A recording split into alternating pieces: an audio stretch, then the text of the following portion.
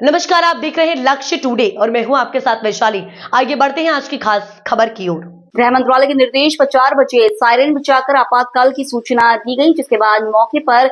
Civil defence सहित अन्य सुरक्षा व राहत बचाव दल मौके पर पहुंचा और लोगों को सुरक्षित बाहर निकाला। लगभग आधे घंटे तक चली मॉक ड्रिल में किसी भी तरह की आपातकालीन स्थिति से निपटने की तैयारी का जायजा लिया गया। उपायुक्त शिमला अनुपम कश्यप ने कहा कि इस तरह के अभ्यास से प्रशासन की तैयारियों का अवलोकन होता है और लोगों को भी जागरूक किया जाता है।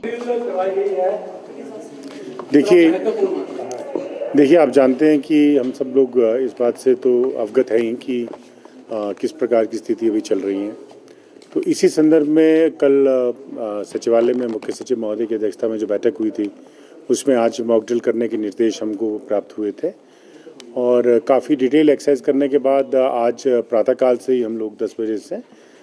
जब ऐसी परिस्थिति उत्पन्न होती है तो उसमें किस प्रकार की स्थिति से निपटना होता है और किस प्रकार की तैयारियां हमको रखनी पड़ती हैं और सिविलियंस का जो सबसे इम्पोर्टेंट रोल रहता है, जिसमें सिविल डिफेंस की क्या भूमिका रहती है, उस मुद्दे पर व्यापक चर्चा जो है उस पर प्रारंभ सुबह 10 बजे से हो गई थी। इसमें सबसे पहले ये देखा जाता है कि जो आवश्यक सामग्री है उसकी किस तरह की स्थिति है, चाहे वो राशन से संबंधित है, चाहे वो पेट्रोलियम प्रोडक्ट से संबंधित है या बाकी और मेडिसिन से संबंधित है, और भी जो आवश्यक सामग्रियां होती हैं उसकी एक स्टॉक इवेल्युएशन पोजीशन होती है, जिसके बारे में डिटेल डिस्कशन की गई और जो कि पूरी तरह से एब्सोल्युटली अंडर कंट्रोल और सब सुनियोजित तरीके से व्यवस्थित है। तो पहली बात तो ये थी। दूसरी बात ये थी कि इसमें सबसे इम्पोर्टेंट मसला रहता है कि सिविलियंस का रोल्स एंड रिस्पॉन्सिबिलिटीज़, क्योंकि आप देखते हैं जैसे हम लोग जिस तरह से बॉर्डर एरिया से दूर हैं, लेकिन जिस तरह से इसका फोकस जो है एयर स्ट्राइक से संबंधित रखा गया था, तो ऐसी स्थिति में अगर कोई इस तरह की घटना घटती है तो उस तरह से हम लोगों को मेंटली किस तरह से तैयार रहना है, सिविलियंस की क्या रिस्पॉन्सिबिलिटीज़ है, और जो सिविल डिफेंस है जिसमें कि हर व्यक्ति जो है वो उसमें भागीदार बन सकता है और अपने आप को उसमें एनरोल कर सकता है। तो उसके लिए एक स्पेशल ड्राइव भी पूरे डिस्ट्रिक्ट में चल रहा है, तो उसमें वो अपने आप को एनरोल भी कर सकते हैं।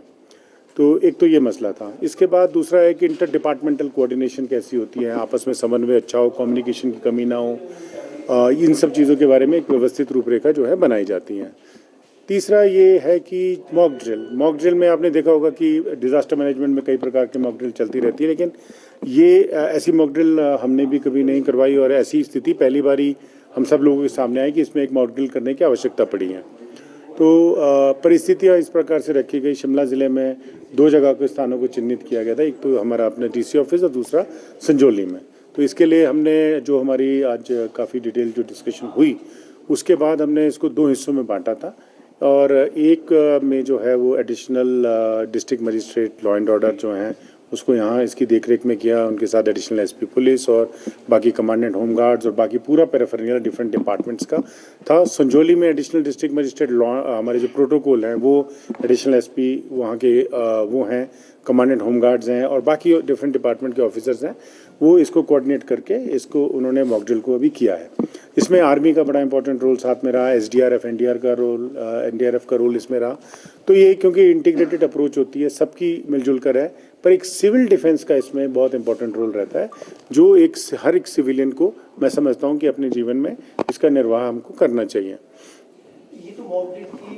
फिलहाल इस खबर में इतना ही। देश दुनिया की तमाम छोटी बड़ी खबरों के लिए हमारे चैनल लक्ष्य टुडे को अभी सब्सक्राइब करें, जिससे आने वाली हर खबर आप तक पहुंचे आसानी से।